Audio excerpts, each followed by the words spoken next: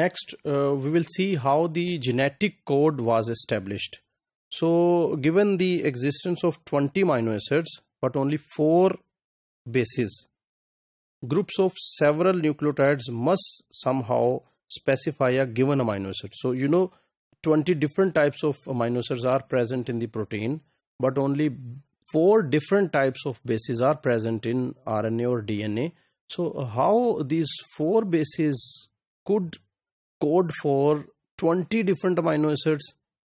So, initially it was proposed that a group of 2 bases can code for 1 amino acid, but in this way it can only specify 16 amino acids. So, from 1954, most attention was given to how triplets, or group of 3 nucleotides, might work, even though they obviously would provide more permutations, that is 4 into 4 into 4, that is 64, than needed. Only 20 are needed, but 64 possible combinations can be made. Each amino acid was specified by only a single triplet. It was assumed that successive groups of nucleotides along a DNA chain code for successive amino acids along a given polypeptide chain. So, a specific sequence on the DNA specifies a specific sequence of amino acids in the protein. An elegant mutational analysis on bacterial proteins carried out in the early 1960s by Charles Yanofsky and Sidney Brenner showed that collinearity does exist. In fact, collinearity means the linearity between the base sequence in DNA and amino acid sequence in proteins. So these sequences this show some collinearity. Equally important were the genetic analysis by Brenner and Crick, which in 1961 first established that groups of 3 nucleotides are used to specify individual amino acids. But which specific groups of 3 bases or codons determine which specific amino acids could only be learned by biochemical analysis.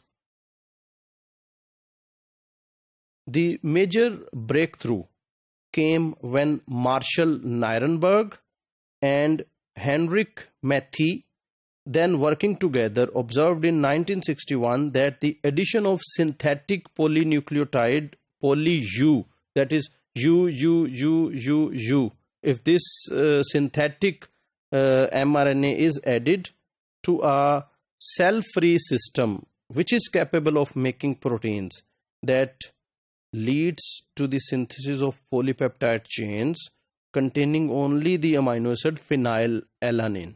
So obviously it was clear that if only we are using U, so U will code for phenylalanine.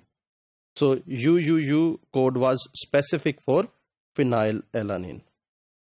Use of increasingly more complex polynucleotides as synthetic messenger RNAs rapidly led to the identification of more and more codons for the specific amino acids.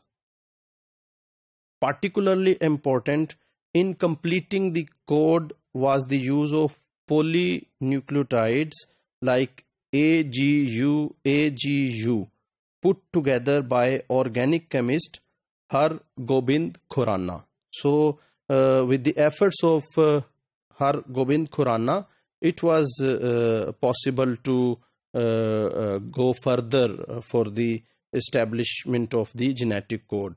And one information I give to you, Harbind Khurana was initially associated with Government College University, Lahore. In this way, more specific sets of codons were tested. Completion of the code in 1966 revealed that 61 out of the 64 possible permuted groups corresponded to amino acids, with most amino acids being encoded by more than one nucleotide triplet. So here in this picture you can see this is the genetic code. So this is letter 1, first letter of the genetic code, this is second letter of the genetic code, and this one is the third letter. So first U, second U, and third then U. So U codes for phenylalanine. Similarly, UUA codes for leucine, and CUU codes for leucine. Similarly, AUU, AUA codes for isoleucine, and so on. So here in this table you can see these amino acids, almost all the amino acids, they are coded by more than one type of genetic code.